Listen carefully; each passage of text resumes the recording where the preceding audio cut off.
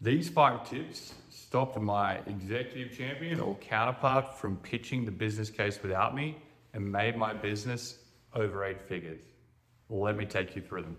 The big challenge with pitching business cases that most founders face is they do all the heavy lifting after they get shared belief and momentum, knowing they have a champion, and then the champion goes and pitches the business case without you.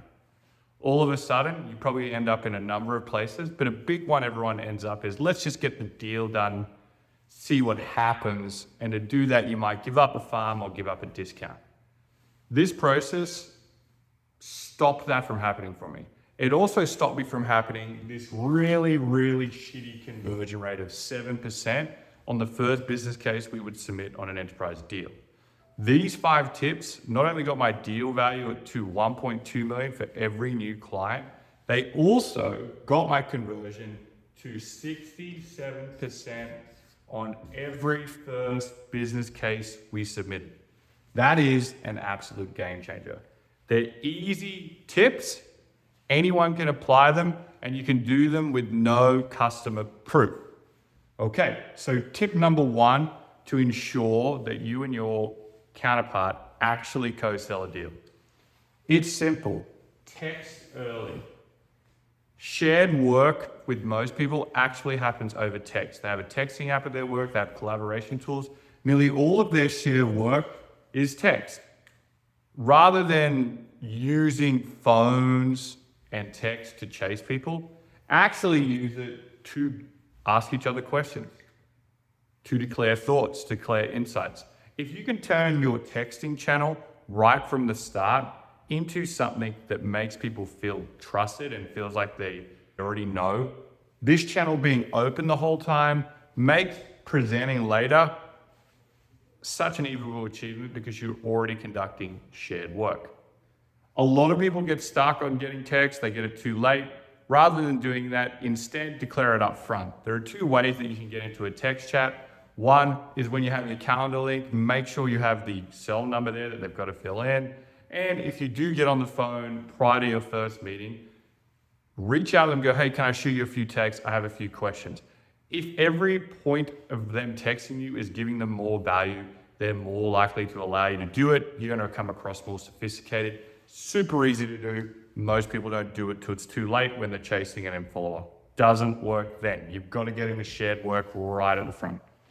Number 2, start a ritual of checking in after a call. Tell your counterpart, first call, if they've got shared belief, they believe in the vision, they now have to help their organization work with you as a partner to transform. That's going to be a heavy lift. If you declare that right at the start and say, hey, I'd like to partner with you on this. Every time I've done a successful partnership, we have a process, post a call, post a session with you and your organization. I can give you a call. Let's check in. Let's share our thoughts. Let's share our reflections. Opening that space and keeping that space sacred is a really, really easy way of maintaining that shared work and shared belief you got on the first call and turning into a partner to them. What you cannot do in this session is push a deal, push urgency. This session is just to see how people feel, what they think, and just allow space. If you desecrate that space, it won't work. But if you set the standard from the start, you declare why it works, and then you keep it there, it'll make pitching together later the really only option because you've already built so much trust working together before a deal has even happened. Number 3, from the jump, declare the process. Really, really simple. The best way to get the best outcome here is running this sequence. We're going to start with shared belief, vision meeting. We're then going to go into shared learning, insights meeting.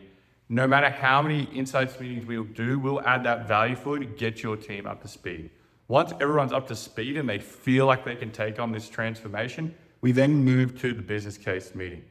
Best time to do a business case meeting is to do one with the economic sponsor to fill them the co-work around risk, and then do a presentation together once we've nutted it all out with the key stakeholders for that sponsor to get it right for a mutual win-win. If you declare that process right up in front and that's the only process you work, then this up here becomes super achievable because you've given them no path and it's the only path for mutual success. You can also say at any time if they're not ready to do that, then they're not ready to do that. versus pushing a deal and getting stuck in ghosting mode and handing out discounts like it's going out of fashion, which you don't want to do with large enterprises who have tons of money. Tip number 4, do it face to face. This is an easy one. When you get to the point of shared insights going into shared work, say, hey, I'd love to do a working session with you to build the business case. Bring who you need. Let's do a few if we need to. Going to see face to face and then breaking bread increases trust and gets you this percentage completion again. And the last tip, anchor the deal on risk. And it's the risk of the transformation for both parties. It's not just the risk for the organization that you're dealing with. The easy way to make the conversation around risk is just to have a working group around risk with the economic sponsor. Everyone skips over it, so when there's no consensus in the room later and you're not there, no one has the conversation about risk, but they also don't have the conversation about risk to you, getting it right as the partner, which in itself can blow up the deal, shrink its size, lower the conversion rate, because most CFOs and most economic sponsors don't want to waste time on silly ideas. They want things that work, that are sustainable, that increase the value of the business. So these are my 5 tips when I work with counterparts. If you find yourself doing all the heavy lifting after shared belief and you try these 5 tips to get this 67% conversion rate versus sitting on this 7% and discounting your way to hell. Good luck. Give it a go. We'll speak to you soon.